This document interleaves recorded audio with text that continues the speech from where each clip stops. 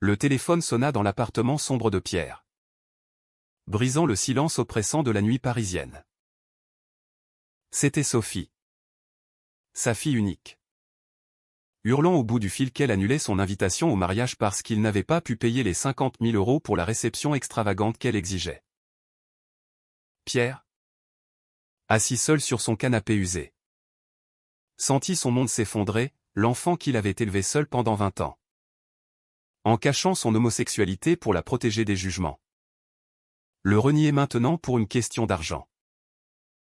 Pierre raccrocha, les mains tremblantes. Il repensa à ses années de sacrifice. À 20 ans, il avait épousé Marie par convenance sociale. Pour masquer son attirance pour les hommes dans une France encore imprégnée de conservatisme. Leur mariage avait été une façade polie. Jusqu'à ce que Marie meure d'un cancer foudroyant quand Sophie avait 5 ans. Pierre s'était alors consacré entièrement à sa fille, renonçant à toute vie personnelle pour lui offrir une enfance stable. Il travaillait comme professeur d'histoire dans un lycée de banlieue, économisant chaque centime pour ses études, ses voyages scolaires, ses rêves de petite fille. Mais Sophie avait grandi en une jeune femme ambitieuse, influencée par les cercles bourgeois qu'elle fréquentait à l'université. Elle s'était fiancée à Julien, un avocat issu d'une famille aisée, et avait planifié un mariage somptueux au château de Versailles aux robes de couture, traiteur étoilé, feux d'artifice. Pierre avait vendu sa vieille voiture, vidé son compte épargne. Mais cela ne suffisait pas.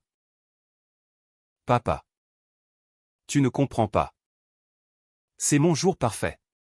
Si tu ne peux pas contribuer, tu n'as pas ta place, avait-elle asséné lors de leur dernière dispute. Le lendemain matin, Pierre se rendit à son travail, le cœur lourd. Ses collègues remarquèrent son air abattu. Mais il balaya leurs questions d'un sourire forcé. En rentrant, il croisa Alexandre dans l'escalier de l'immeuble. Alexandre, son voisin de palier. Un graphiste de 40 ans au charme discret, avec qui il avait partagé des cafés timides ces derniers mois. Pour la première fois, Pierre se confia, ma fille m'a exclu de son mariage. Parce que je suis pauvre. Ou peut-être parce que je suis. Moi. Alexandre l'écouta. Ses yeux verts remplis de compassion. Pierre, tu as donné ta vie pour elle. Peut-être est-il temps de penser à toi. Ce soir-là, ils burent un verre ensemble. Et pour la première fois depuis des années, Pierre se sentit vu. Non comme un père sacrificiel, mais comme un homme avec des désirs refoulés. Alexandre avoua son attirance. Et Pierre, dans un moment de vulnérabilité, l'embrassa. C'était un baiser chargé d'années de solitude. Un acte de rébellion contre les normes qui l'avaient enchaîné. Mais le lendemain, la réalité le rattrapa. Sophie appela à nouveau, furieuse d'apprendre par une cousine que Pierre avait des fréquentations douteuses. Papa, es-tu gai? C'est pour ça que maman est partie si tôt? Tu nous as menti toute notre vie, cria-t-elle. Pierre nia. Par habitude. Mais le doute s'insinua. Était-ce le moment de dire la vérité? Il raccrocha. Paniqué. Alexandre frappa à sa porte, proposant un dîner pour le réconforter. Pierre accepta. Mais intérieurement, il se débattait, révéler son secret risquait de perdre Sophie pour de bon. Mais le taire signifiait renoncer à une chance de bonheur authentique. Les jours suivants furent un tourbillon d'émotions. Pierre et Alexandre se rapprochèrent, partageant des promenades le long de la Seine. Des discussions sur l'art et la littérature.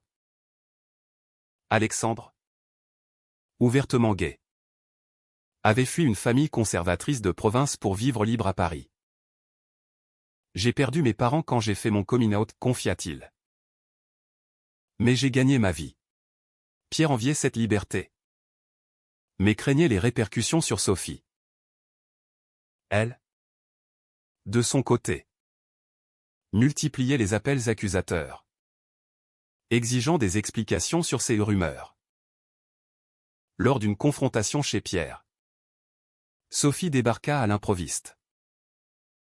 Elle trouva Alexandre là. Et la tension explosa. Qui est cet homme? Papa? Ton ami, demanda-t-elle avec mépris. Pierre? Dos au mur. Avoua enfin, oui. Je suis gay. Je l'ai caché pour toi. Pour nous protéger. Sophie blêmit. Les larmes aux yeux. Tu as ruiné notre famille. Maman serait vivante si tu n'avais pas vécu ce mensonge, hurla-t-elle avant de claquer la porte. Pierre s'effondra. Alexandre le soutenant. Avait-il fait le bon choix? Le prix de la vérité semblait exorbitant. Pourtant, Alexandre l'encouragea à persévérer. Ils commencèrent une relation discrète. Pierre découvrant un amour qu'il n'avait jamais connu. Mais Sophie coupa tout contact, annulant même une aide financière qu'elle lui avait promise pour sa retraite précaire. Pierre se retrouva seul face à ses factures. Son cœur brisé. Il décida alors d'écrire une lettre à Sophie, expliquant ses choix, le mariage avec Marie par peur sociale, les années de dévouement, l'espoir qu'elle comprenne un jour. La lettre resta sans réponse. Pierre, soutenu par Alexandre, rejoignit un groupe de soutien pour parents LGBTQ+ à Paris. Là, il rencontra d'autres hommes dans sa situation, partageant des histoires de rejet familial. Cela l'aida à guérir.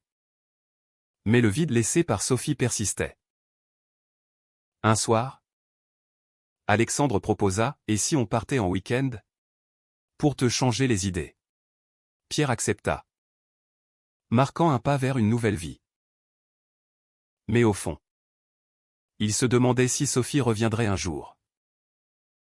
Les semaines passèrent. Et la relation entre Pierre et Alexandre s'approfondit.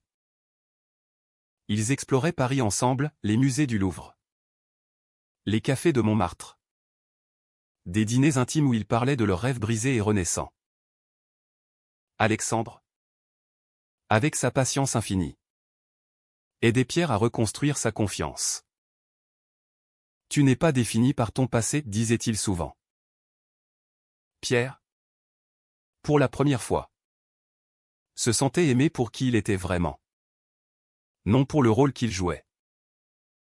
Mais l'ombre de Sophie planait toujours. Pierre apprit par une amie commune qu'elle avait avancé la date du mariage, excluant définitivement sa famille paternelle. Julien, son fiancé, avait apparemment influencé cette décision, arguant que Pierre représentait un risque réputationnel ou pour leur cercle social. Pierre fut dévasté, non seulement sa fille le rejetait, mais elle laissait un homme extérieur dicter leurs liens. Il confronta Julien par téléphone. Mais celui-ci se montra froid, Sophie a besoin de stabilité. Votre mode de vie n'en fait pas partie. Cette trahison raviva les vieux démons de Pierre.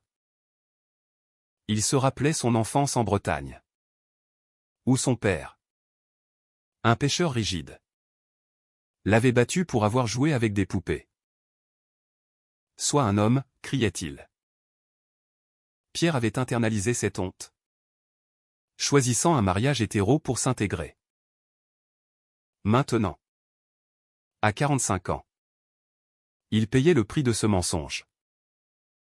Alexandre le voyait lutter, tu as le droit d'être en colère. Mais ne laisse pas ça te détruire. Pierre décida d'agir. Il contacta un avocat pour explorer ses droits en tant que père. Mais apprit vite que Sophie, adulte, pouvait choisir sa voie. Au lieu de poursuite, Il opta pour une thérapie. Dans les sessions, il explorait ses conflits internes, la culpabilité envers Marie, la peur du jugement social, le regret de n'avoir pas vécu authentiquement plus tôt. J'ai sacrifié mon bonheur pour elle. Et maintenant elle me sacrifie pour son image, confia-t-il au thérapeute. Pendant ce temps, Alexandre faisait face à ses propres défis.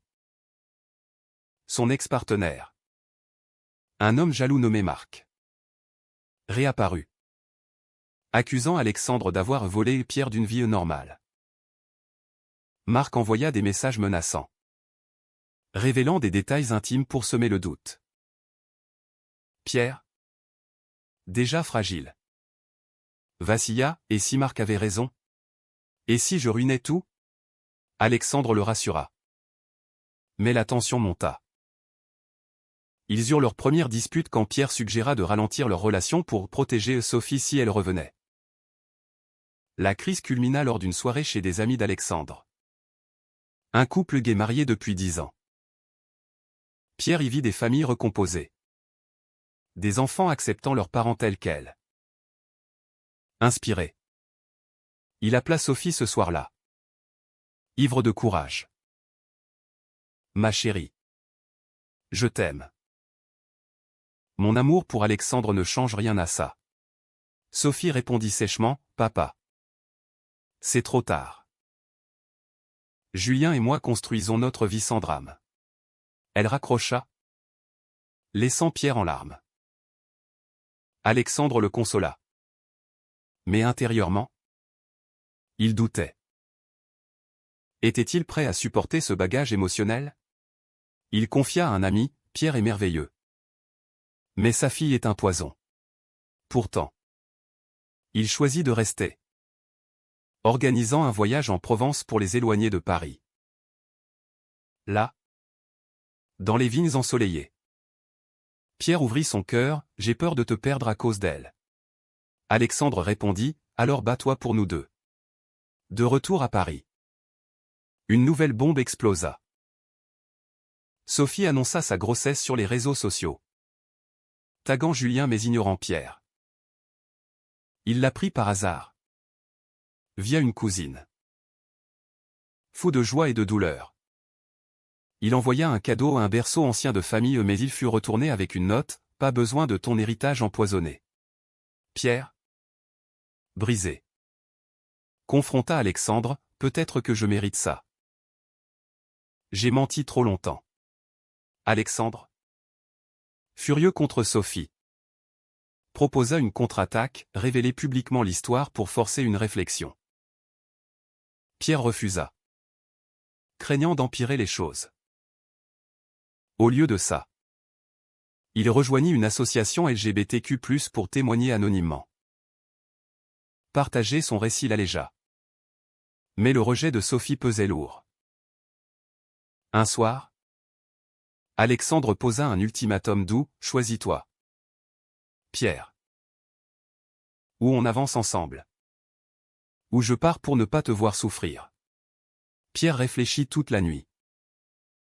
Au matin, il décida, il écrirait un livre sur son parcours, pour aider d'autres parents dans sa situation.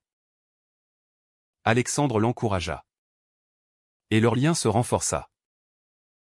Mais Sophie, de son côté, luttait avec ses propres démons. Julien la pressait à couper les ponts définitivement. Mais des souvenirs d'enfance la hantaient, Pierre lisant des histoires, l'accompagnant à l'école, sacrifiant tout pour elle. La grossesse de Sophie amplifia les tensions. Elle se surprit à penser à son père plus souvent, se rappelant ses sacrifices. Mais Julien, ambitieux et conservateur, la dissuadait, ton père est une distraction. Pense à notre enfant. Sophie, influencée, accepta. Mais intérieurement, un doute grandissait. Elle contacta secrètement une thérapeute. Avouant, j'aime mon père. Mais son homosexualité me bouleverse. Et s'il avait menti sur tout? Pendant ce temps, Pierre avançait. Son manuscrit prenait forme, détaillant les pressions sociétales sur les hommes gays dans la France des années 80 à 90. Alexandre l'aidait à éditer, leur collaboration renforçant leur amour. Ils officialisèrent leur relation en emménageant ensemble. Un acte courageux pour Pierre. Ses collègues au lycée, apprenant la nouvelle, réagirent diversement, certains avec soutien, d'autres avec distance. Un parent d'élève se plaignit même, accusant Pierre d'être un mauvais exemple. Le proviseur le défendit. Mais Pierre sentit le poids des préjugés. Une confrontation inattendue survint quand Marc, l'ex d'Alexandre, les harcela en public. Dans un café, il hurla, « Pierre, tu es une farce pour lui. Retourne à ta vie hétéro. » Alexandre le repoussa. Mais l'incident ébranla Pierre. « Et si j'étais trop vieux pour ça ?» se demanda-t-il. Alexandre le rassura, « Notre amour est réel.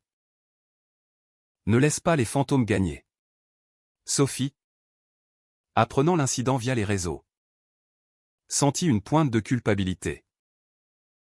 Elle envoya un message anonyme à Pierre, « Prends soin de toi. » Pierre, suspicieux, répondit. Mais pas de suite. C'était le début d'un dégel? Non. Julien intercepta le téléphone et força Sophie à bloquer Pierre. « C'est pour notre famille, dit-il. » Sophie obéit. Mais sa colère contre Julien bouillonna. Pierre, ignorant cela, se concentra sur son livre. Il le soumit à un éditeur, qui l'accepta. La publication approchait. Et avec elle, la peur d'exposer Sophie indirectement. Il anonymisa les détails. Mais le récit restait personnel. Alexandre organisa une fête pour célébrer, invitant des amis. Là, Pierre reçut un appel surprise, sa sœur, qu'il n'avait pas vue depuis des années, le félicitait. « Je suis fier de toi, petit frère. Tu as été courageux. Inspiré. » Pierre tenta une dernière approche avec Sophie. Il se rendit à son appartement, un bouquet à la main. Julien ouvrit. Hostile, « Elle ne veut pas vous voir. » Mais Sophie apparut, enceinte de 6 mois, les yeux rougis. « Papa, » murmura-t-elle. Ils parlèrent brièvement, Pierre s'excusa pour les mensonges passés. Sophie admit sa dureté. « J'ai peur pour mon enfant. » Avec les jugements, confia-t-elle. Pierre répondit, « L'amour vrai transcende ça. » Julien interrompit, les séparant. Cette rencontre raviva l'espoir chez Pierre, mais aussi la douleur. Alexandre le soutint, « Elle reviendra. Donne-lui du temps. » Mais le temps pressait.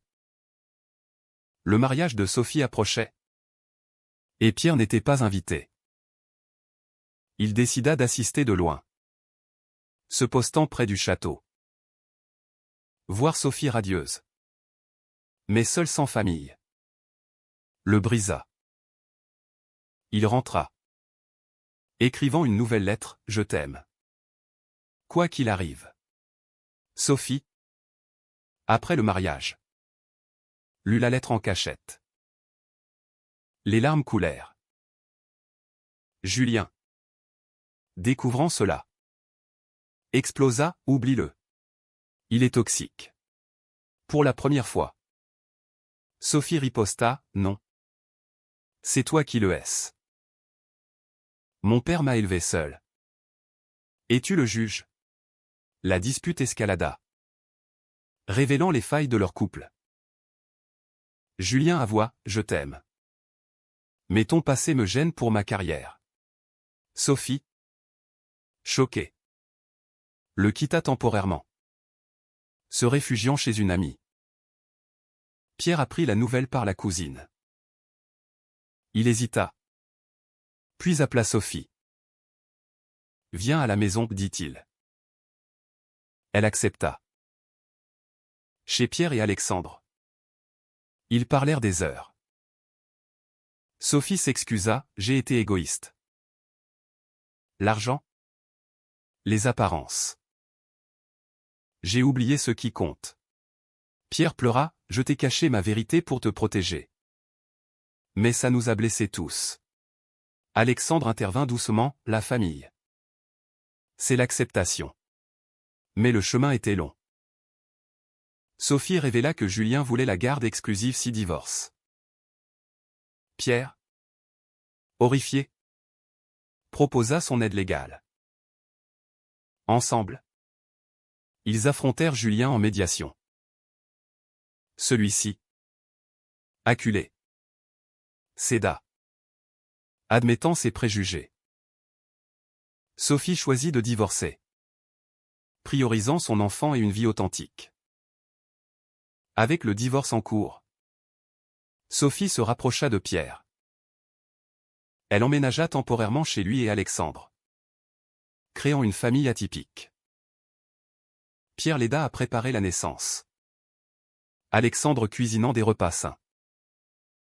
Sophie observa leur amour, « Vous êtes si vrai. J'aurais dû voir ça plus tôt. » Pierre répondit, « Les erreurs nous font grandir. » Le livre de Pierre fut publié, recevant des critiques positives.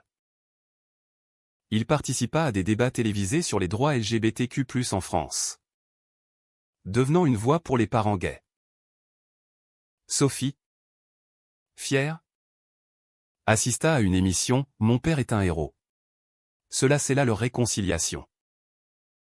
Elle accoucha d'une petite fille, Louise, et nomma Pierre parrain. Alexandre devint tonton Alex, complétant le tableau. Mais les cicatrices persistaient. Pierre luttait avec la culpabilité passée, Sophie avec le regret de son rejet. Ils allèrent en thérapie familiale, explorant les impacts des normes sociétales. La société nous force à des choix impossibles, dit le thérapeute. Pierre acquiesça, « J'ai payé cher pour ma vérité. » Alexandre, de son côté, affronta Marc une dernière fois, obtenant une ordonnance restrictive. Leur vie stabilisa, Pierre prit sa retraite anticipée, voyageant avec Alexandre et aidant Sophie avec Louise. Paris, autrefois oppressante, devint un havre de liberté. Pourtant, des conflits surgissaient.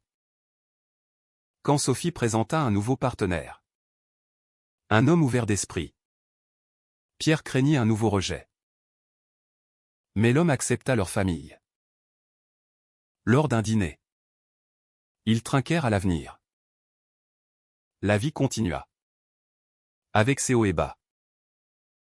Pierre réfléchit à ses choix, avait-il trop sacrifié? Sophie se demanda si elle avait été trop dure. Alexandre se réjouit de leur résilience. Et vous? Pensez-vous qu'un parent doit cacher sa sexualité pour protéger son enfant? Ou la vérité vaut-elle toujours le prix de la douleur?